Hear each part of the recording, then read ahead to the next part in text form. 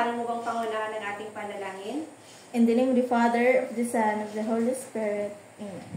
Angel of God, my guardian dear, to whom God's love commits me near, ever this day, be at my side, to love and guide, to rule and guide. Amen. In the name of the Father, of the Son, of the Holy Spirit.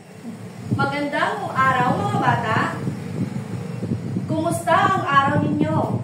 Mabuti naman kung ganon. So, ngayon, bago kayo umupo, gusto kong pulutin muna ninyo ang mga kalat sa ilalim ng lamesa at isaayos ang inyong mga upuan. Maraming salamat mga bata. So, ngayon naman, ating class monitor, maaari ko bang malaman kung merong lumiban sa klase ngayon? Okay, magaling. Sa pagkakaalam ko, ay binigyan ko kayo ng takdang aralin. Tama ba mga bata? Okay, very good. Ipasa ito sa unahan at huwag gumawa ng ingay. Maraming salamat mga bata. So bago tayo pumunta sa ating aralin, ay narito muna ang meron akong ipapaalala sa inyo ang ating alituntunin sa silid-aralan.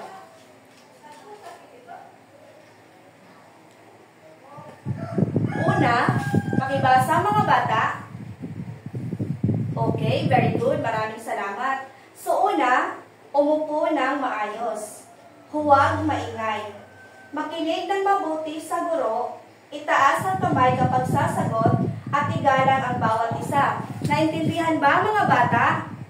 Mabuti naman kung ganon. So bago tayo dumako sa ating aralin, narito meron akong hinihandang gawain. Ito ay ang tinatawag na activity, draw and share. So, narito ang instruction. Una, magdodrawing muna kayo at ang bawat mag-aaral ay bibigyan ng papel at lapis. Ipasa-draw nila ang isang bagay na gusto nilang bilhin sa hinaharap. Halimbawa, isang laruan, libro, o gamit sa paaralan. At ang pangalawang instruction naman ay ang sharing. Ito ay ang pagkatapos nilang mag-drawing, ihilingin sa kanila na ibahagi sa klase kung ano ang kanilang iginuhit at bakit ito mahalaga sa kanila. Naintindihan ba mga bata ang ating activity ngayong umaga? Okay, very good. Bibigyan ko lamang kayo ng 5 minuto para sa gawain ito. Okay, magaling mga bata. So bago tayo dumako sa ating aralin, pupunta muna tayo sa ano ang ating napag-aralan o tinalakay kahapon. So, Daniela, ano ba ang tinalakay natin kahapon? Okay, very good. Naintindihan niyo ba ang ating talakayan kahapon? Mabuti naman kung ganon. So, narito, meron akong handang gawain at ito ay ano ang nakikita ninyo sa larawan? So, meron akong mga katanungan. Una, ano kaya ang nasa larawan? Okay, very good. So, ano ang gamit ng alkansya? Maaari mo bang sagutan, Annabel? Okay, very good. At bakit kaya mahalaga ang pagtitipid? Anyone? Yes, Eloisa? Okay, very good.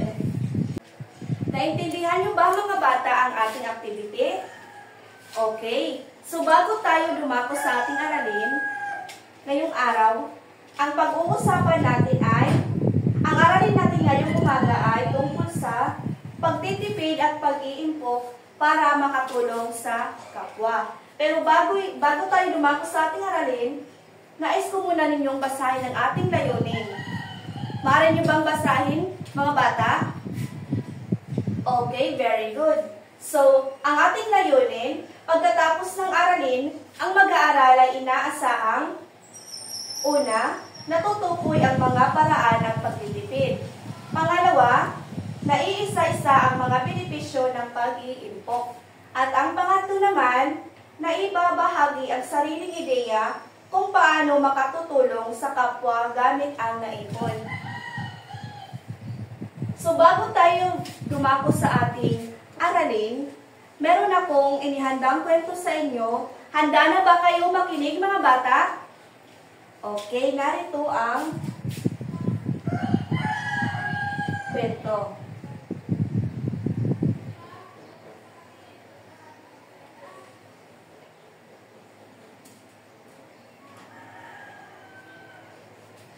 Magandang araw mga bata.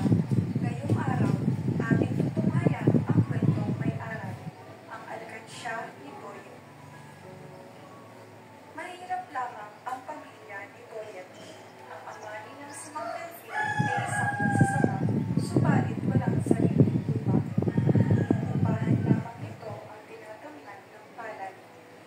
Ang ina naman niyang si Aling Pasig ay simpleng may bahay lamang. 10 taon na si Boyet. Siya ang panganay sa kanilang 4 na magkakapatid. Sa pasukan ay nasa ika-4 na baitang na siya ng mababang paaralan. Kapag ganitong bakasyon ay sinasamantala ni Boyet ang pagkakataon, gumagawa siya ng alkansyang kawayan. Panahon ng pamumunga ng bungang kahoy sa kanyang bakuran. Dahil maluwang ang kanilang bakuran ay maraming punong namumunga. Pinipitas nila ng kanyang inay ang mga bunga at pinitinda iyon sa palengke. Mabili ang kanilang mga tindang prutas. Kapag nakaubos sila ng paninda, ay agad siyang binibigyan ng pera ng kanyang inay. Anak, tanggapin mo itong pera pangkulong mo sa alkansya. Salamat po, inay. Mayroon na naman akong panghulog sa aming alkansya. Hayaan mo, anak. Bago siguro maubos ang mga bunga ng ating mga puno, ay mapupuno mo na ang alkansya mo. Napuno ang alkansya ni Boyet. Masipag kasi siya mag-ipon. Sa wakas, napuno rin ang alkansya ko. Nang malapit na ang pasukan, ay nagkaroon ng malakas na bagyo at nasira ang mga tanim na palay ng tatay ni Boyet. Kakaunti lang ang kanilang inan. Nagkautang ang kanyang inay.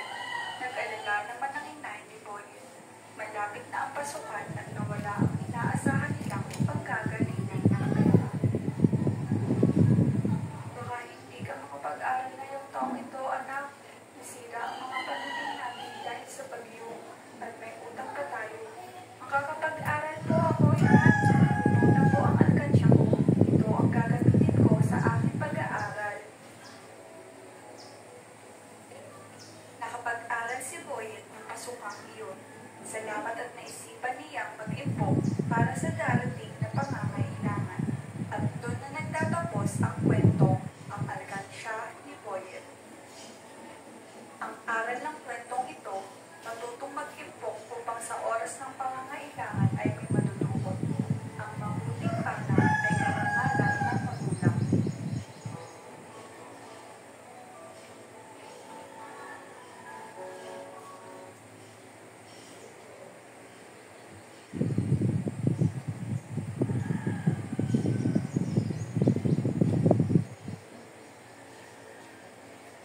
Okay. So, nagustuhan niyo ba ang kwento ni Boyet? Okay. So, meron akong mga katanungan. Sa palagay niyo, nagamit ba ni Boyet ang naipon niya sa mabuting bagay? Bakit? Tama. Sa inyong palagay, bakit kaya mahalaga ang pag-iimpok? Tama. Ano kaya ang mga pwede nating magawa o maging benepisyo ng ating pag-iimpok? Okay, magaling mga bata. So mukhang naintindihan ninyo ang kwento na aking ipinakita. So, ano nga ba ang kahulugan ng pag-iimpok? Maaari bang pakibasa mga bata?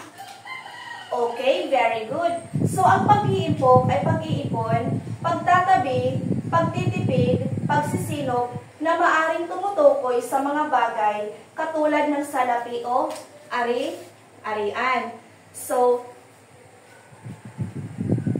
narito ang ilang halimbawa ng pag-iimpok o pagtitipid. So, ano ang nakikita ninyo sa ating larawan? Magaling. So, sa unang larawan, makikita natin na ang bata ay hindi lamang ang pag-iimpok ay hindi lamang sa pera at ang pagtitipid, kundi pati na rin sa ibang bagay. So makikita natin sa unang larawan na ang bata ay nagtitipid ng tubig. At sa pangalawang larawan naman ay ang bata ay nagtitipid ng kuryente. Ito ay ang kapag may nakasaksak na iba, hindi dapat pagsasabay-sabayin. Okay, naintindihan ba mga bata? Okay. So, lagi natin tatandaan na ang pagtitipid at pag-iimpok ay hindi lamang para sa sarili, kundi para rin sa pagtulong sa iba. Naintindihan niyo ba mga bata ang ating aralin ngayong umaga? Okay, very good. So, ano nga ba ang ating tinalakay ngayong umaga? Okay, very good. So, ano nga ulit ang iba't ibang benepisyo ng pag-iimpok? Tama. Ano naman ang mga hindi magandang benepisyo nito? Okay, very good. So, sino ang makapagbibigay ng halimbawa ng paraan ng pag-iimpok? Okay, tama mga bata. So, ngayon naman ay dumako tayo sa ating activity. Meron akong inihandang activity. So, kumuha kayo ng isang buong papel at sagutan ang senaryong sasabihin ko. So, narito ang senaryo. Kung mayroon kayong 50 pesos, paano ito maiipon at magagamit para sa kapwa o mahal sa buhay? Paalala lang mga bata, lagyan ng pangalan at petsa sa itaas na bahagi ng inyong papel at pagkatapos ay bubunot ako ng papel kung sino ang aking nabunot ang magbabahagi sa unahan ng kanyang ginawa o sagot. Naintindihan ba mga bata? Okay, very good. Ipasa ito sa unahan at huwag gumawa ng ingay. Okay, very good. So, magaling. Lahat ng inyong sagot ay tama at totoong nakikinig sa aralin natin ngayon. So, ngayon naman ay dumako na tayo sa pagtataya. So, narito ang panuto. Isulat ang tama kung ang pahayag ay nagpapakita ng tamang paraan ng pag-iimpok at mali kung hindi. Isulat ang inyong sagot sapat lang. Naintindihan ba mga bata? Okay, very good. So ngayon naman ay dumako na tayo sa inyong takdang aralin. So, pakibasa mga bata. Okay, ang panuto, magdala ng kahit anong klaseng bagay na pwedeng gawing ipunan o alkansya at lagyan ito ng pangalan o larawan na magpapatunay na sa inyo ito. Okay, so naintindihan ba mga bata? Meron ba kayong natutunan ngayong umaga? Okay, at dito na nagtatapos ang ating aralin. Paalam mga bata.